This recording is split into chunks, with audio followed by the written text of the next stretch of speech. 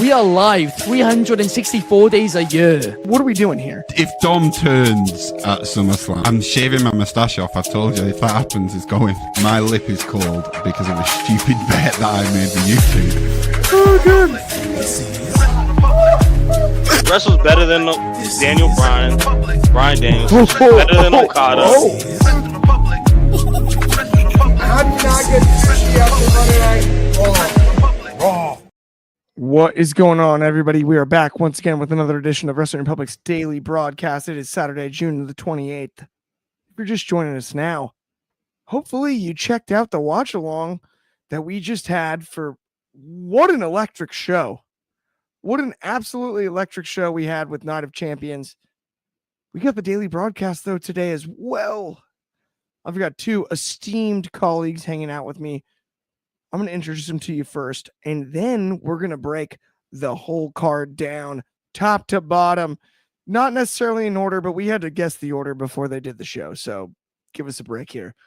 Let me send this one to Philadelphia out of the gates. No doubt about it. My co-host of Sold Separately, Anthony, what is going on? Not much.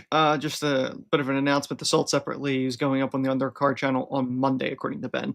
So Yes. So just so everybody knows if they missed it yesterday. No, it was kind of a fun and interesting show. It is really interesting, the transformation of the Saudi shows as a whole. Like, they started out as, okay, it's almost like the birthday clown being rented for a party going, it was paid for.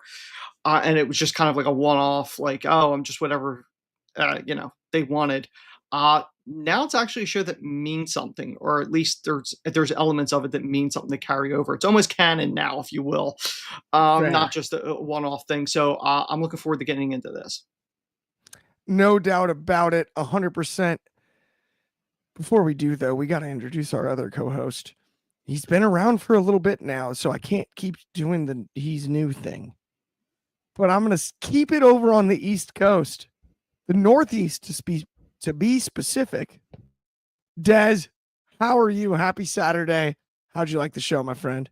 Happy Saturday, guys. Thank you guys so much for having me on. After seeing that main event, I'm kind of worried we might have more WR members on here try to interfere, just because it seems like every main event we've had so many people jumping along.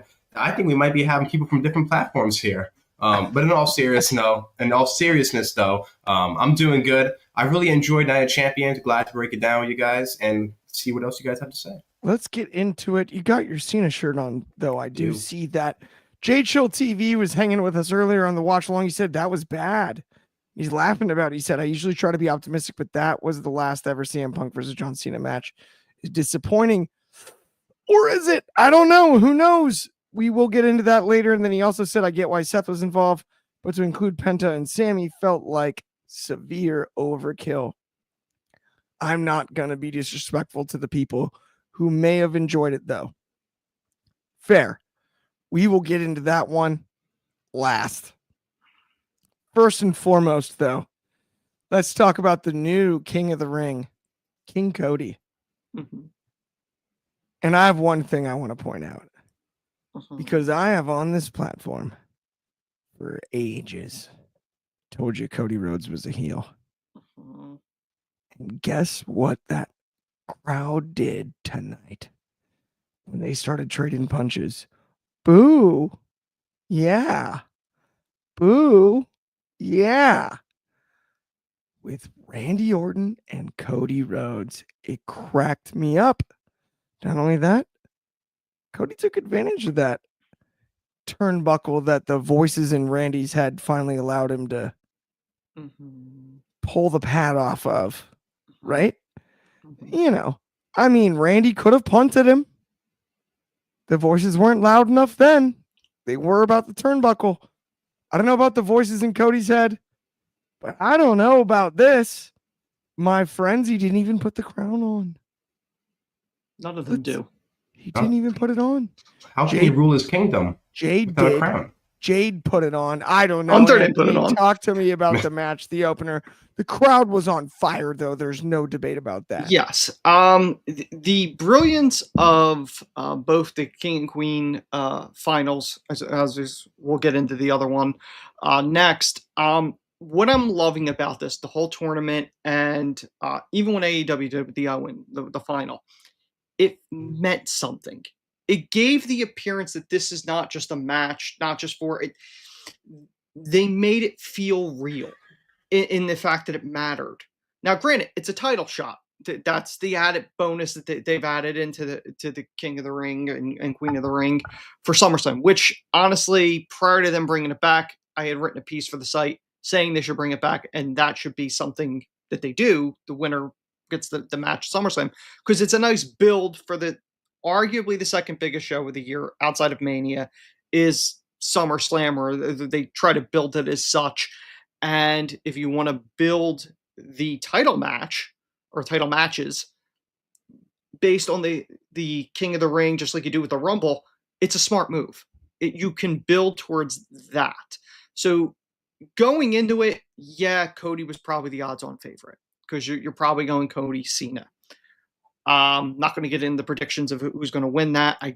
I've said before, I think Cena's holding it till his last match, and then he's going to drop the Cody. Is probably the most likely scenario here. So, but I enjoyed the match. I thought Cody and Randy know how to bring the best out of one another. And I think a lot of that stems from them being real close outside the ring. Arguably just like Sammy and KO with their history, best friends tend to make the best rivals and pull the best out of you. We've seen it over the years, Shawn Michaels and Triple H. We've seen different ones where this is true. This is true with this. This ain't going to be the last Cody Orton match. I do think the seeds are planted for the eventual Orton turn because of the turnbuckle spot. Maybe. I think Orton's probably more likely to turn than Cody. I think we were all expecting that at one point, and then it didn't happen. At some point, one of those two were going to turn than the other. Either we're getting Homelander Cody, or we're getting the Viper back. One way or another, we are going to get a heel turn, and they're going to be battling over the WWE Championship at some point. I was a little bit like, at first, hey, look, I mean, Cody looked like the heel for times in this match. Then Orton gets to the spot where he grabs the turnbuckle. Cody was the bad guy, man. The crowd was on Randy's side. I also remember them singing his entrance theme when he came out too. So yeah, that's real boo right there. I don't know, that initial entrance when it came to Randy Orton may have been louder. I would argue that it was louder. I would argue that the crowd was behind Randy from the get-go. Maybe this was the second time going for it. Geographical thing, but I'm just saying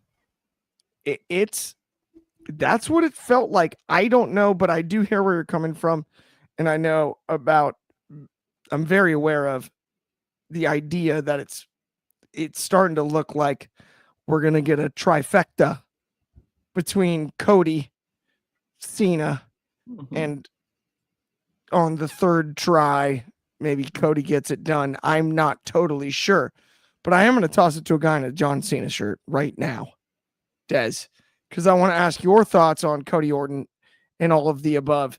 Talk to me about it. Did you notice the same thing when it came to the crowd tonight? I did notice it, yeah. I mean, it happened also in Vegas as well. I will say I'm glad this match didn't get cut and we didn't have technical difficulties. I got worried that during the match I was going to say, we'll be right back. And then we'd hear the dun, dun, dun. So I'm glad we didn't get that. I am happy to say that the match was actually really good. These two have amazing chemistry together. This is the first Cody Randy Orton match I've seen that's in a main event level. Now, I know they opened the show, but back then when Cody and Orton were part of Legacy, they were kind of like in mid-card. So for them to get that main event spot, it's really cool. I will say this. I pointed this out. I said Randy Orton during the match was going to tease the punt kick because I feel like once he actually hits that punt kick, that is going to be the thing that will send him turning heel. And he hesitated there, and Cody took advantage. You know what that reminds me of a little bit? Reminds me of Bash of Berlin last year when Kevin Owens hesitated to do the powerbomb on the apron, and Cody Rhodes took advantage and won. Now that Kevin Owens brought back the package power driver, will Randy Orton hit the punt kick when Cody Rhodes least expect it? They say you should never trust a snake, and I feel like a turn is very imminent to happen. Des, I love it, except I think the crowd reaction tonight He keeps going. I'm telling you, bro. I have to be the Cody Listen guy to in the WR. people. At some point, Clark will be right. Listen to the I guess. music. They are. Yeah, I know. Ask the So many Doobie people Brothers. hate Listen to the Cody. music. I never met Cody Rhodes, but I was like 2 feet away from him. That makes me the Cody Rhodes guy. I didn't say hi, but he was right there in the vicinity of where I'll tell I you was. what, if you were really the Cody Rhodes guy, you would have done enough laundry to be wearing a Cody Rhodes shirt, but you're wearing a John Cena shirt. That's true. So I I don't don't have a know, Cody man. Rhodes I shirt. don't know, because I know you got one of those too I do. in your collection. You probably have a Yeah. tie clip as well. Jeez Louise. I That should gear wear looked one. absurd. No, monster shout out does.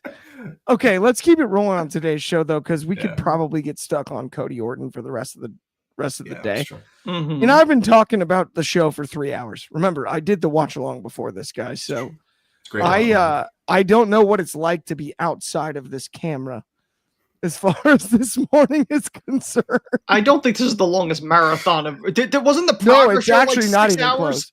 Yeah, that was 6 long. hours? Oh my goodness. Yeah, that was a bro. long one. Oof. Asuka versus Jade Cargill, Mm-hmm. Queen of the Ring action we have here. Yes. First off, two really cool entrances. Mm-hmm. When it comes to ring gear, I just want to say this before we get started. Mm-hmm. How cool was the Storm themed ring gear from Jade Cargill? Like, It was awesome. One of the coolest outfits I've ever seen. She did put the crown on her head Mm-hmm. for a second. It was awesome. The match was really good. Mm-hmm. I really liked the match.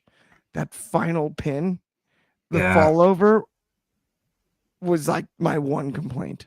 Mm-hmm. If I had one. Yeah. Des, I'm gonna go to you first, then I'm gonna go to you next, Ant, because we're Mhm. all gonna talk about all of these. But Yeah. dude, that was the one thing that final pin was like,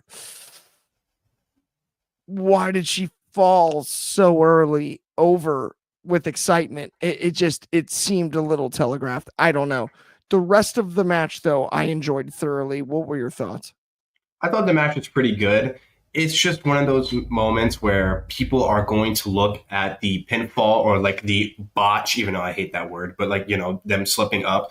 That is what's going to be remembered for this match. And I think that's really unfortunate because I thought the match overall was pretty good. Thought they had great chemistry. They're both really good wrestlers and they both honestly had a claim to win. This was the match where I was very split on who would win because I could see different paths for each wrestler. I thought it was good. But again, I feel like it might fall in that category of Seth Rollins and Damian Priest, where it's like the match is good, but that one little slip up is all anybody's going to think about. And I think that's really unfortunate.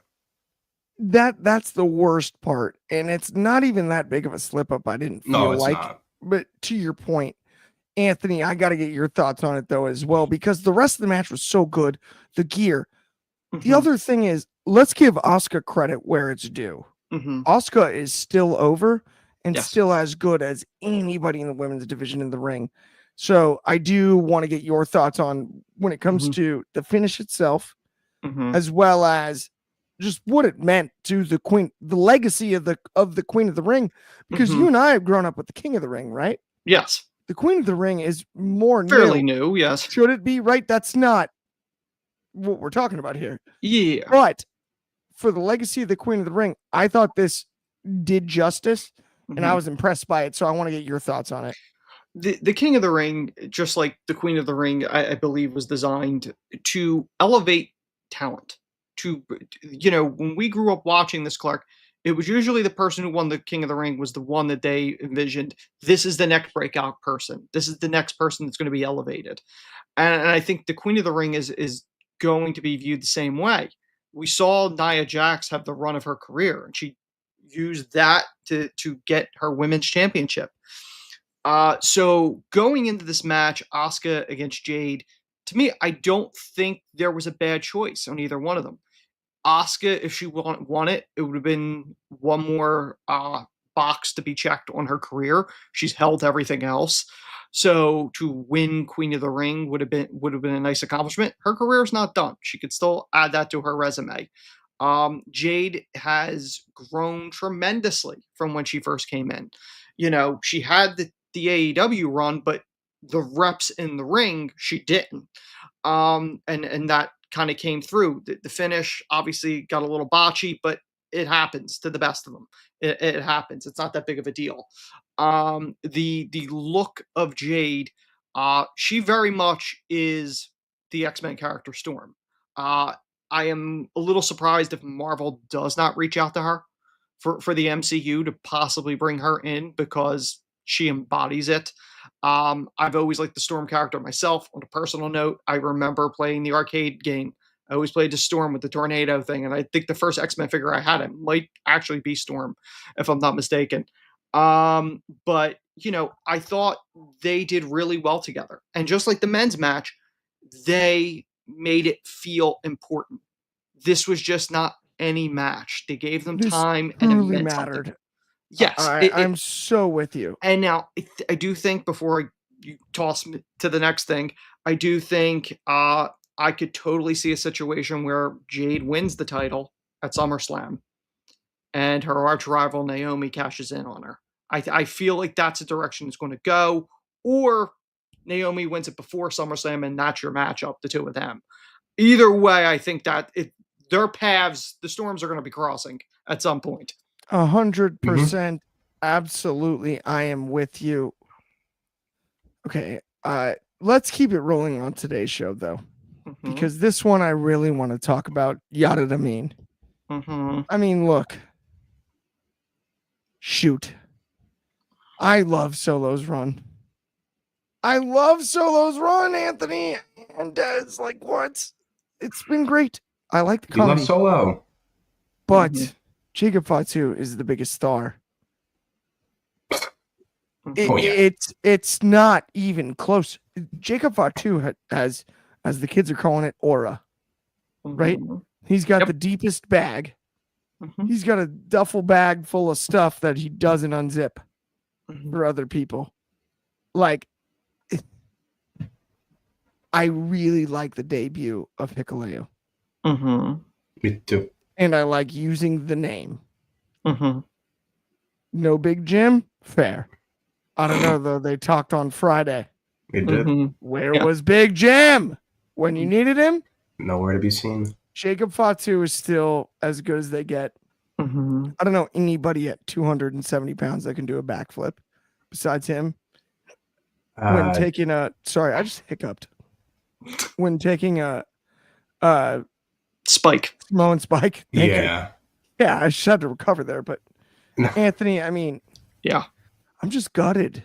My guy lost. Yeah. What a nightmare. I'm going to go to you first, and then we'll... As soon as this lets me camera cut, and then we'll talk about it. Yes. There is no question in my mind. Jacob Fatu is a once in a generation talent. You kind of see that. You saw that years ago with Brock Lesnar. You see that with Braun Breaker. Jacob Fatu is a freak. He is, even if you don't know anything about wrestling, if that guy walks in a room, people are going to go, who the hell's that? Like like you said, he has that aura, that presence of a star. I've said multiple times, Solo Sikoa is not really my thing. I basically think they have not presented him in a way that kind of works. The Street Fighter thing, I really didn't think worked for him in NXT. And, the bodyguard for Roman, fine. But then he became Suge Knight Sikoa, and he's kind of like the fake mafioso boss, where it's like, he's not credible. He had multiple world title shots, meanwhile having the worst win-loss record. So this was just, you keep bringing more people in for him, and I'm like, this screams the LWO scenario, where it's like, oh, if it's a Latino star coming in, we got to stick him in the LWO. If it's a member of the Samoan family, they got to be with Solo. Like it feels like that's what the decision making is being. And I think Solo is a good comedy type act, but that's not how they're portraying him. They're portraying him as the fake tough guy, which can work, but I don't know. To me, Jacob Fatu, when you put him in the ring with Jacob, you could tell the difference between the real tough guy and the wannabe tough guy that just gets all these guys to help him. I guess this is Samoan War 2, I guess, or I guess that's what this is, Civil War 2. Yeah, who knows? Would I guess Jacob probably maybe the Usos, maybe that's the sixth man that they're going to go with at some point. If they add a few more, maybe it's a War Games match. I don't know. And to your point, this one's really interesting to me here. It's All Stars, friend of the show, no doubt about it. I think they need to be wary about trapping Jacob in the bloodline vortex. I think that's a fair assessment. Here's the thing. I think Jacob is a big enough talent that he won't get caught in it. The others that are involved in this, entirely possible, but Jacob is too much of a star. I think Tama Tonga's another one that could be a breakout star, not to the Jacobs level, but I think Tama Tonga might maybe the second one, and we'll see with Hikuleo, because WWE loves their big guys. Interesting part, to your point, Tama Tonga got as big of a pop for his return as anybody. That might have been because he was covered in a mask and it was a mystery guy. So I don't know, it was pretty good. Yeah, but that's a run-in. Everyone gets a pop for a run-in. Fair. I gotta ask Des about it as well, though, Ant. Let's talk about this, my friends. I will say I want to give a quick shout out to my coworker Nate, because he went up to me today and he said that today Hikuleo was going to debut and Solo was going to become United States champion. And I honestly didn't really see it, so for him, I'll give him his props.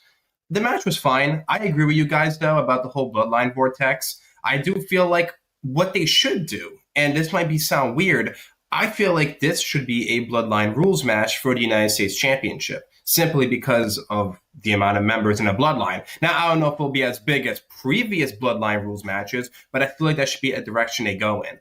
I also did not realize how tall Hikuleo is. Like, he is an absolute monster. I know who he was, but to see him compared to Jacob Fatu, I was really blown away. Also, Jacob Fatu, by the way, might just be like, he's not human. Like, he's just not human. He is a legit genetic freak. We talk about Scott Steiner. He is just beyond that. The way that guy moves for how big he is, it's genuinely unbelievable. I'm 166 pounds. You will not catch me jumping over the top rope without getting hurt. He does it flawlessly. It's really incredible.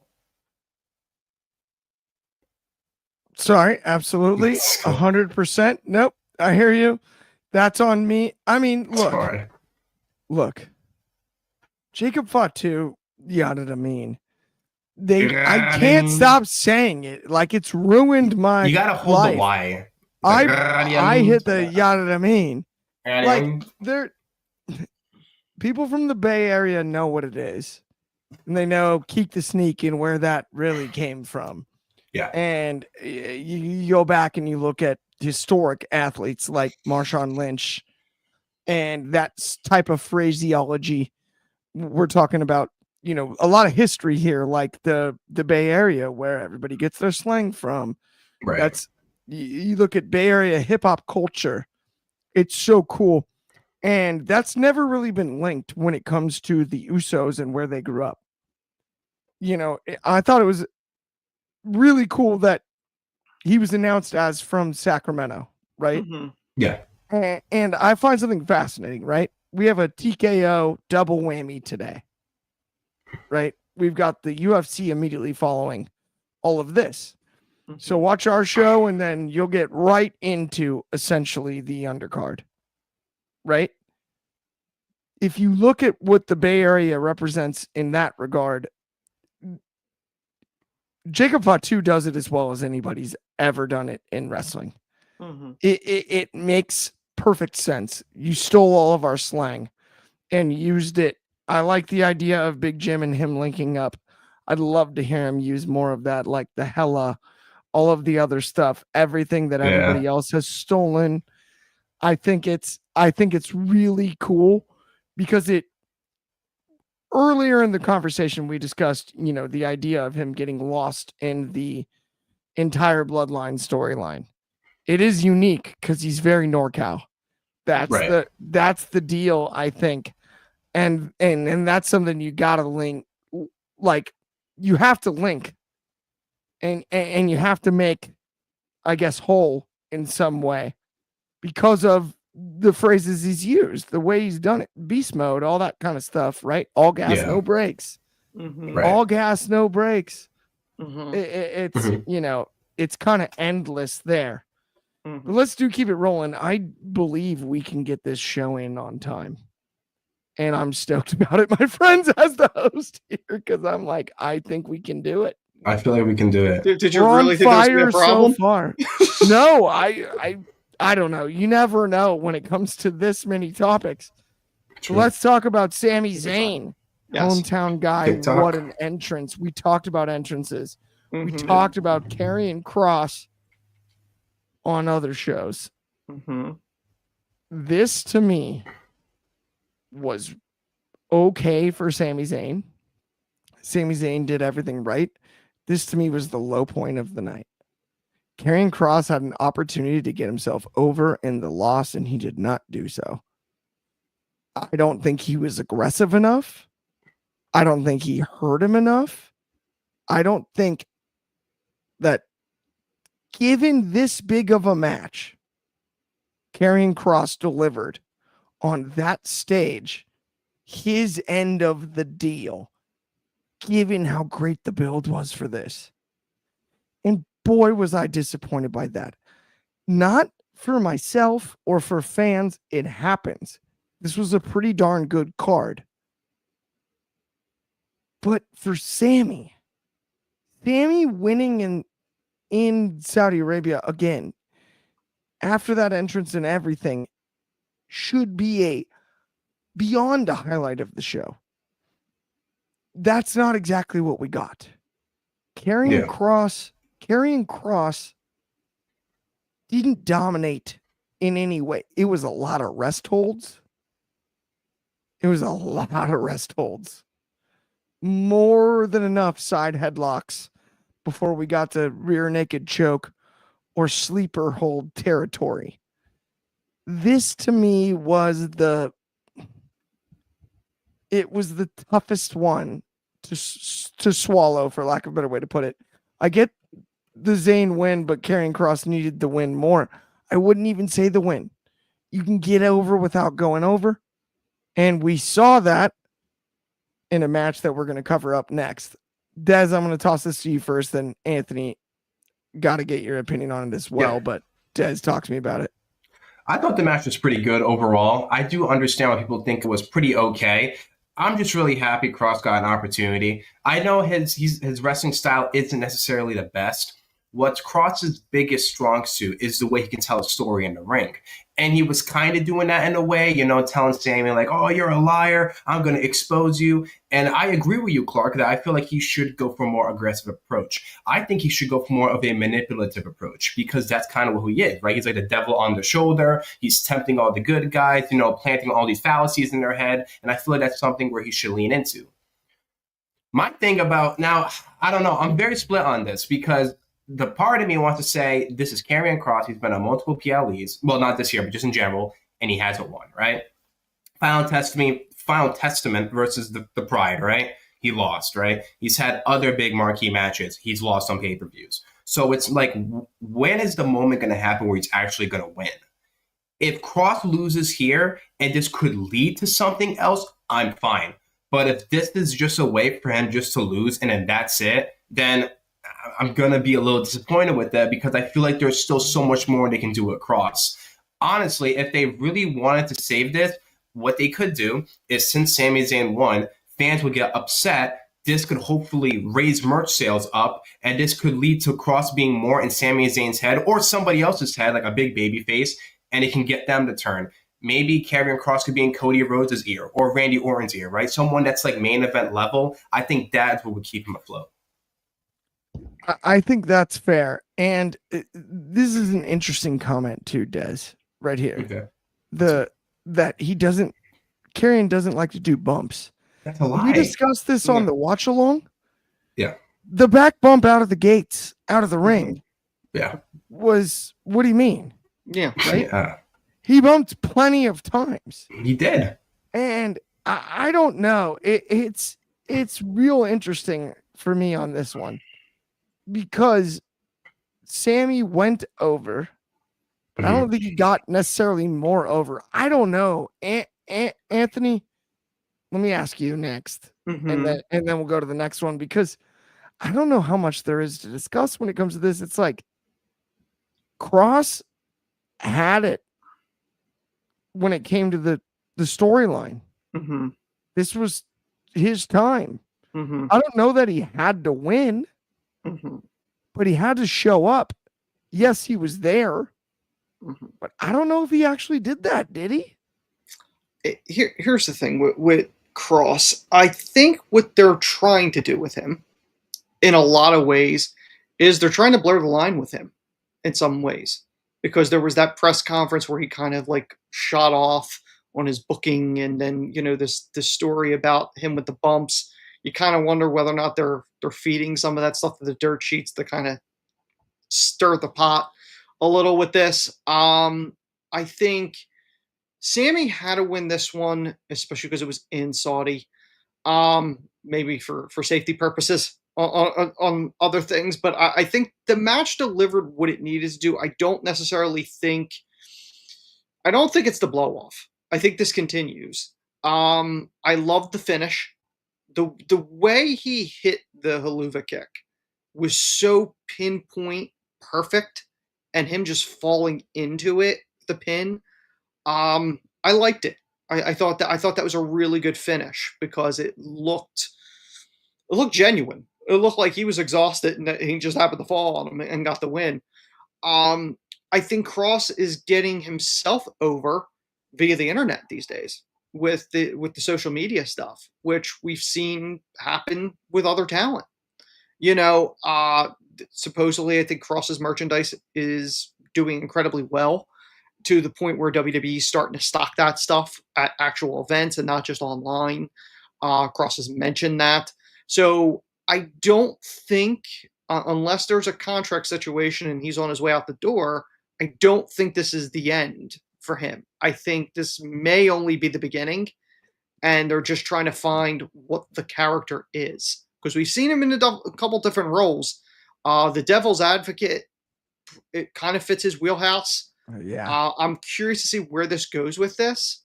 I don't think it was the low for me. The Fatu solo with all the run-ins was up there, and so was we'll get the further.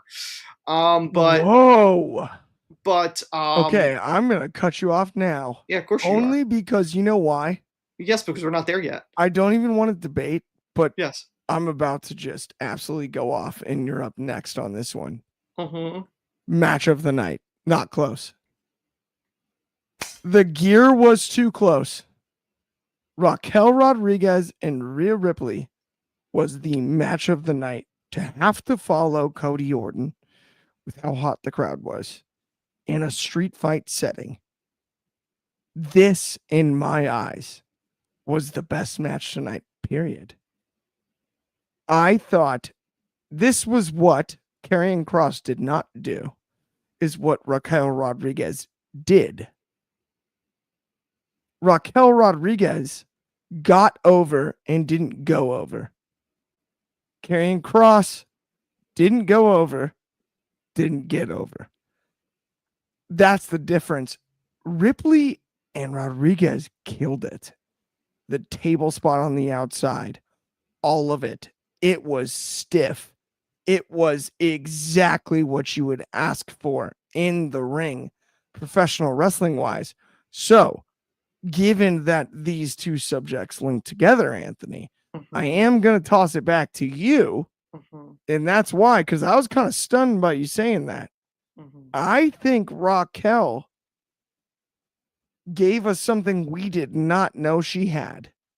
And I think Raquel and Ripley did the same in that regard across the board. Rhea Ripley was excellent today. She was so good. And she won. Now I get there's the one spot with the table at the end. We all saw the referee have to mouth. Let's be honest. I don't deduct points for stuff like that. But I am curious your thoughts, because I'm curious. We were on the watch along and I was sitting there like, this is as good, if not better than the first. It's the match I was most into, I would say, on the entire card. I would still put Cody and Orton. I put that above it. But this might be number 2 for me of the night. It was hard hitting. It's what it needed to be, especially because it's a women's match in Saudi Arabia. And you see how much progress they've made with that. Because when you think about it, the first Saudi shows, they weren't allowed on the shows. To allow them to have a street fight that was hard hitting, that was compelling. It's easily Raquel's best performance, and I think a lot of that is because of Rhea. Rhea is one of the greatest to ever do this. And that's not a knock on Raquel, but I've never viewed Raquel as a main event star. But performances like that could get you in a main event. I didn't think Roxanne needed the run-in. Here's the thing with run-ins. I prefer cleaner matches, but when they serve a purpose, I don't really think the Roxanne run-in was really necessary for this, because I think these two could have just went to town on this. The finish was perfect.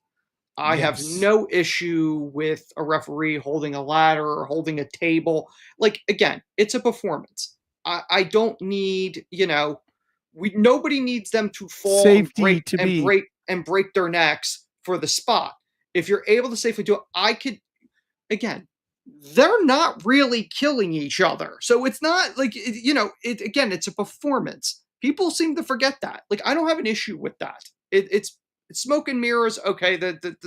It was revealed the hidden thing, the ref was holding the table. Not a big deal. It delivered the spot. Does it hurt the spot? In my opinion, not at all. It doesn't hurt the spot at all. That's a dangerous spot to do, whether a ref's holding the table or not. Because again, that's two people on top of a table, teetering on ropes with one referee holding it. He could easily lose that table with them moving all around on there. Or it could snap. Interesting. And I want to get into all three of us get into this one when it comes to this. But I do also want to give Des you your time. But were all three outfits too similar? Or was that just me? Yeah, they kind of were similar. Oh, the all black? I guess they're right. Yeah, I didn't think about that. Yeah, like I guess you're right. That I wonder if was a factor. But Anthony, I'm with you. Right? Like, let's safety first. And then the spot landed perfectly. But Des, I want to ask you that question most importantly. Were all three outfits too similar? Yeah, they actually were pretty similar. Now that you mentioned it, I didn't even realize it until you mentioned it. But now moving on to the match, I'm going to be honest, this really wasn't a match that I was most looking forward to. Like, I knew it was going to be a street fight and it was going to be fun.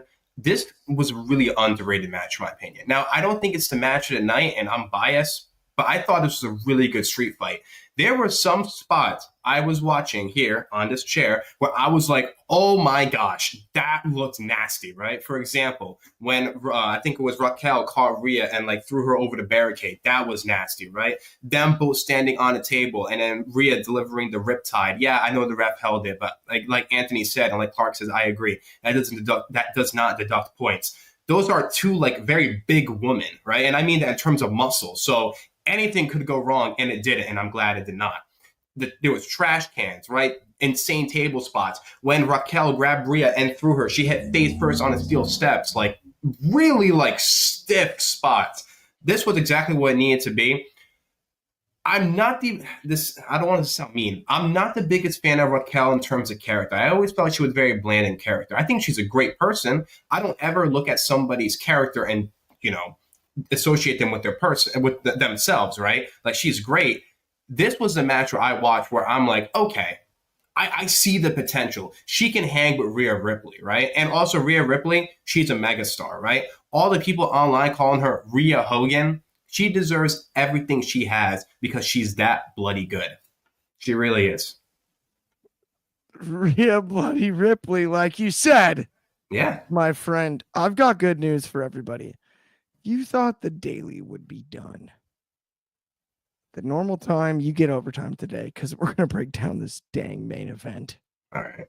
John Cena and CM Punk. We've said run in how many times on today's daily? Come on, guys. We said it enough times you think we're getting paid every time we say it. Run in, run in, run in, run in, run in, run in. Who had Penta on their bingo card? I'm asking. didn't. both of Not for y'all. the run-in. No, I didn't No. have Penta. Which one had Penta? Sam Zayn, still available. He shows up. All of the above. We've also got Seth freaking Rollins. Change the song. But Allegedly, they are. oh, and then all of his friends. Yeah, I heard about too. We have. I forgot about Seth, and it's all of his friends. Yes. Here's the deal. Here's this deal. I love this. All stars with so this match was great for me. LOL. I love that. He loves a big overbooked mess. In the interest of fairness, that's fair. I didn't like a lot of kickouts on Attitude Adjustments, the artist formerly known as the FU. The STFU didn't really land. And then, yeah. Seth cashing in was cool. We had a lot of good things. We had a lot of good things in this match. Let me backpedal for a second. We had some good things, I guess. Here's my problem. Here's my biggest problem. I get the finish was perfect. How we got there, I don't think was. Des, different experience, you watching it than I. Gotta ask you out of the gates here. What would you have done differently, if anything? I wouldn't do anything differently, to be honest with you. I'm very biased because not many people notice, but the very first match I ever watched when I got into WWE, like on television, was John Cena versus CM Punk for the #1 contendership for the WWE Championship, where The Rock was the champion. That was the first match I watched where I'm like, wrestling is awesome.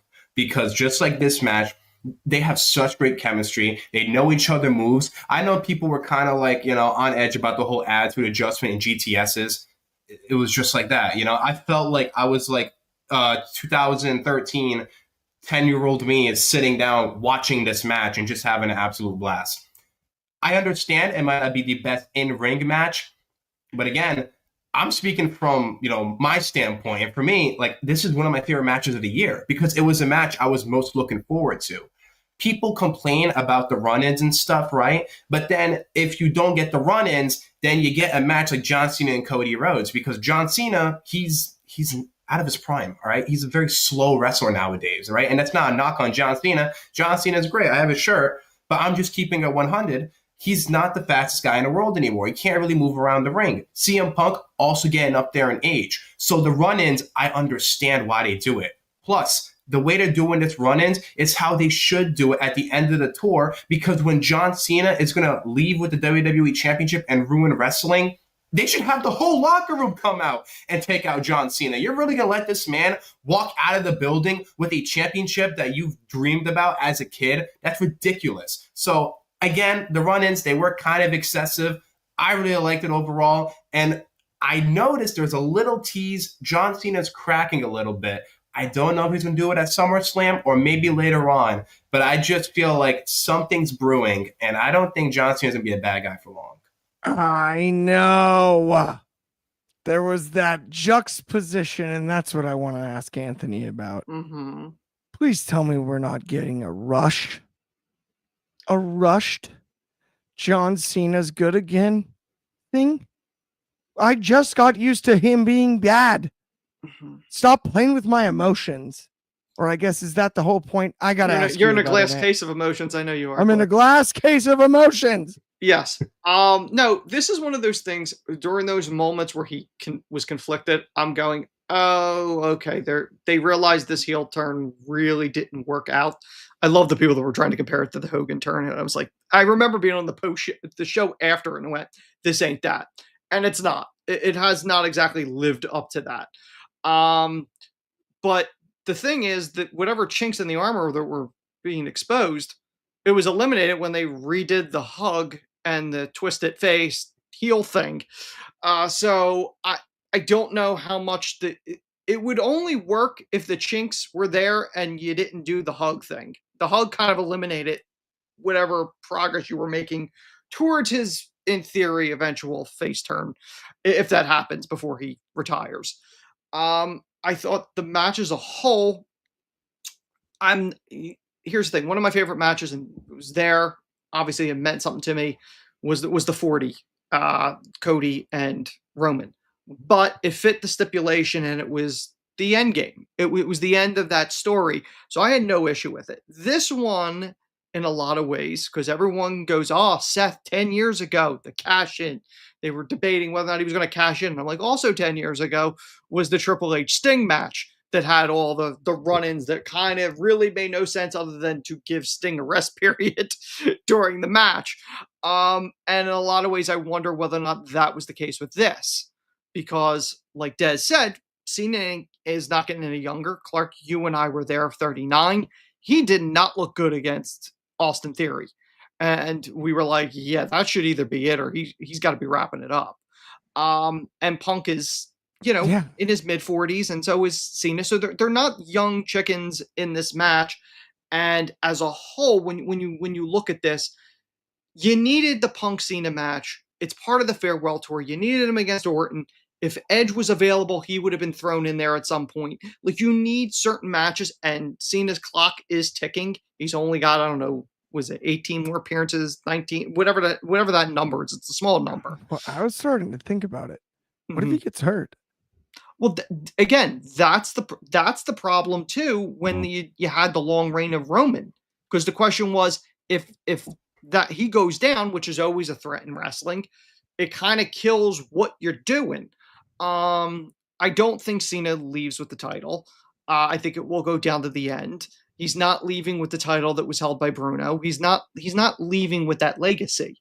The whole argument of whether or not Cena's the GOAT. Oh, All Stars here with if we don't get AJ versus Cena. I know, right? I think that's entirely possible that we get that at least one more time. I mean, there's certain ones you're going to get. He's going to face some newer people. I think the Ron Killings thing kind of threw a little bit of a wrench in there because that became now a thing where, okay, now you got to do a little bit more with that than probably was originally planned. You know what I mean? So there were things that you needed to do with that. But Cena having 17 title reigns, and there's a whole debate of whether or not he's the GOAT. I got to be honest with you.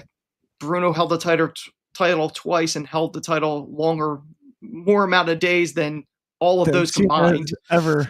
Absolutely. Yes. Same thing with Flair. No doubt. Longer than Flair. I will say though, thank you so much for tuning in. That's going to bring us to the end of the show. On behalf of me, Anthony, and Des, we appreciate it. We'll be back same time, same place tomorrow. Nope, that's a lie. Never mind. That's a cheap tease. We'll be back at the regular time. Yes. That's, of course, noon Pacific, 3 o'clock on the East Coast, 8 o'clock over in the UK, and 9 a.m. for my friends in Hawaii.